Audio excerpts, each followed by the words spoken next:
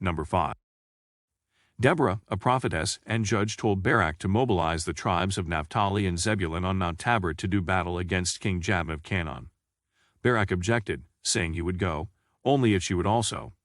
Deborah agreed but prophesied that the honor of defeating Jabin's army would then belong to a woman. Jabin's army was commanded by Sisera. The armies met on the plain of Esdraelon, where Sisera's iron-bound chariots became stuck in the mud. The previous night, it had rained and stormed so much that the Wadi Kishon river overflowed its banks. Because their chariots were stuck, the Canaanites were defeated, and Sisera fled the scene. Sisera arrived on foot at the tent of Heber on the plain of Zaanaim. Heber and his household were at peace with Jabin, the king of Canaan, who reigned in Hazor. Jael, however, sympathized with the Israelites because of the 20-year period of harsh oppression inflicted on them by Jabin, his commander Sisera, and his 900 iron chariots. Jael, whose tent was separate from Heber's, welcomed Sisera into her tent and covered him with a blanket. Sisera asked Jael for a drink of water. She gave him milk instead. After he drank the milk, she waited for him to fall asleep. The Jael quietly took a mallet and drove a tent peg through Sisera's temple into the ground while he was sleeping, killing him instantly. Jael was then the woman with the honor of defeating Jabin's army, as prophesied by Deborah, and she showed Barak Sisera's dead body in her tent. Number 4. Abel became a herder of sheep while Cain was a tiller of the soil. And it happened in the course of time that Cain brought from the fruit of the soil an offering to the Lord. And Abel too had brought from the choice firstlings of his flock. And the Lord approved Abel and his offering, but did not approve Cain and his offering. And Cain was very incensed, and his face fell. And the Lord said to Cain, "Why are you incensed, and why is your face fallen? For whether you offer well or whether you do not, at the tent flap sin crouches, and for you is its longing, but you will rule over it." And Cain said to Abel his brother, "Let us go out to the field." And when they were in the field, Cain rose against Abel his brother and killed him. And the Lord said to Cain, "Where is Abel your brother?" And he said, "I do not know. Am I my brother's keeper?"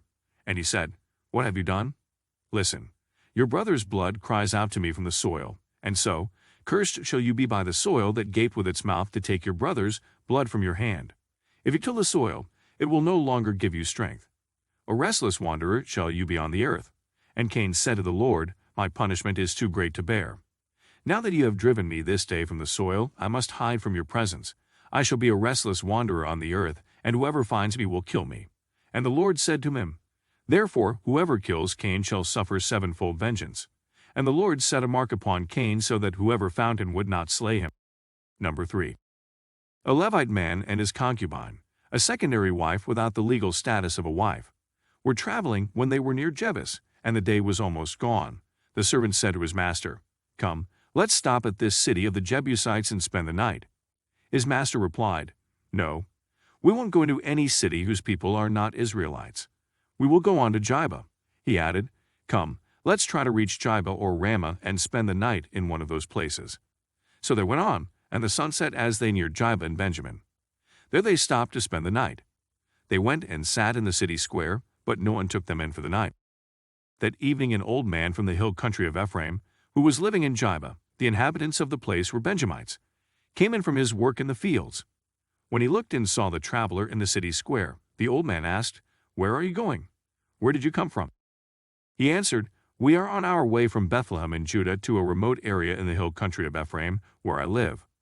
I have been to Bethlehem in Judah, and now I am going to the house of the Lord. No one has taken me in for the night.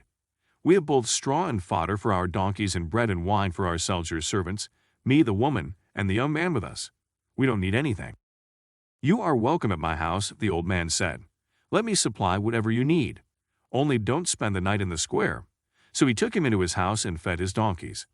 After they had washed their feet, they had something to eat and drink. While they were enjoying themselves, some of the wicked men of the city surrounded the house. Pounding on the door, they shouted to the old man who owned the house, "Bring out the man who came to your house so we can have sex with him." The owner of the house went outside and said to them, "No, my friends, don't be so vile. Since this man is my guest, don't do this outrageous thing. Look, here is my virgin daughter and his concubine. I will bring them out to you now, and you can use them and do to them whatever you wish. But as for this man, don't do such an outrageous thing." But the men would not listen to him. So the man took his concubine and sent her outside to them, and they raped her and abused her throughout the night, and at dawn they let her go. At daybreak the woman went back to the house where her master was staying, fell down at the door, and lay there until daylight. When her master got up in the morning and opened the door of the house and stepped out to continue on his way, there lay his concubine, fallen in the doorway of the house, with her hands on the threshold. He said to her, "Get up, let's go," but there was no answer. Then the man put her on his donkey and set out for home. When he reached home, he took a knife and cut up his concubine, limb by limb, into 12 parts and sent them into all the areas of Israel. Everyone who saw it was saying to one another, "Such a thing has never been seen or done, not since the day the Israelites came up out of Egypt. Just imagine. We must do something, so speak up." Number 2. Then Jehu went to Jezreel. When Jezebel heard about it, she put on eye makeup, arranged her hair, and looked out of a window. As Jehu entered the gate, she asked, "Have you come in peace, you Zimri, you murderer of your master?" He looked up at the window and called out, "Who is on my side?"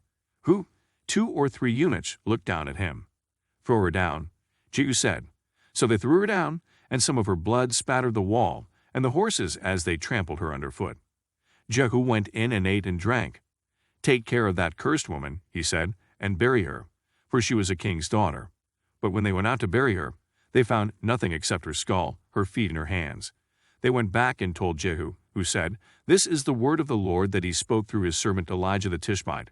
On the plot of ground at Jezreel dogs will devour Jezebel's flesh. Jezebel's body will be like dung on the ground in the plot at Jezreel, so that no one will be able to say, 'This is Jezebel.'" Now there were in Samaria 70 sons of the house of Ahab. So Jehu wrote letters and sent them to Samaria, to the officials of Jezreel, to the elders, and to the guardians of Ahab's children. He said, "You have your master's sons with you, and you have chariots and horses, a fortified city and weapons. Now, as soon as this letter reaches you, choose the best and most worthy of your master's sons, and set him on his father's throne. Then fight for your master's house." But they were terrified and said, "If 2 kings could not resist him, how can we?" So the palace administrator, the city governor, the elders, and the guardians sent this message to Jehu: "We are your servants, and we will do anything you say. We will not appoint anyone as king. You do whatever you think best." Then Jehu wrote them a second letter, saying, "If you are on my side and will obey me, take the heads of your master's sons, and come to me in Jezreel by this time tomorrow." Now the royal princes, 70 of them, were with the leading men of the city who were rearing them. When the letter arrived, these men took the princes and slaughtered all 70 of them. They put their heads in baskets and sent them to Jehu in Jezreel. When the messenger arrived, he told Jehu, "They have brought the heads of the princes." Then Jehu ordered, "Put them in 2 piles at the entrance of the city gate until morning." The next morning Jehu went out. He stood before all the people and said, "You are innocent. It was I who conspired against my master and killed him, but who killed all these. Know then that not a word the Lord has spoken against the house of Ahab will fail. The Lord has done what he announced through his servant Elijah." So Jehu killed everyone in Jezreel who remained of the house of Ahab, as well as all his chief men, his close friends and his priests, leaving him no survivor. Jehu then set out and went toward Samaria. At Beth-ek of the shepherds, he met some relatives of Ahaziah king of Judah, and asked, "Who are you?" They said, "We are relatives of Ahaziah, and we have come down to greet the families of the king and of the queen mother. Take them alive." He ordered. So they took them alive and slaughtered them by the well of Beth-ek, 42 of them. He left no survivor. After he left there, he came upon Jehonadab son of Rechab, who was on his way to meet him. Jehu greeted him and said, "Are you in accord with me as I am with you?" "I am," Jehonadab answered. "If so," said Jehu, "give me your hand." So he did, and Jehu helped him up into the chariot. Jehu said, "Come with me and see my zeal for the Lord." Then he had him ride along in his chariot. When Jehu came to Samaria, he killed all who were left there of Ahab's family. He destroyed them. Word of caution. If you have watched this far waiting to see if Jesus is number 1 on this list, he is not, because we searched the internet to see what others thought about the question of was Jesus murdered. There were mixed answers. So as to not offend anyone, we will leave it up to you to determine if Jesus was murdered. Tell us in the comments whether or not you think Jesus was murdered. Number 1. Herod the Tetrarch heard the reports about Jesus, and he said to his attendants, "This is John the Baptist. He has risen from the dead. That is why miraculous powers are at work in him." Now Herod had arrested John and bound him and put him in prison because of Herodias, his brother Philip's wife, for John had been saying to him, "It is not lawful for you to have her." Herod wanted to kill John, but he was afraid of the people because they considered John a prophet.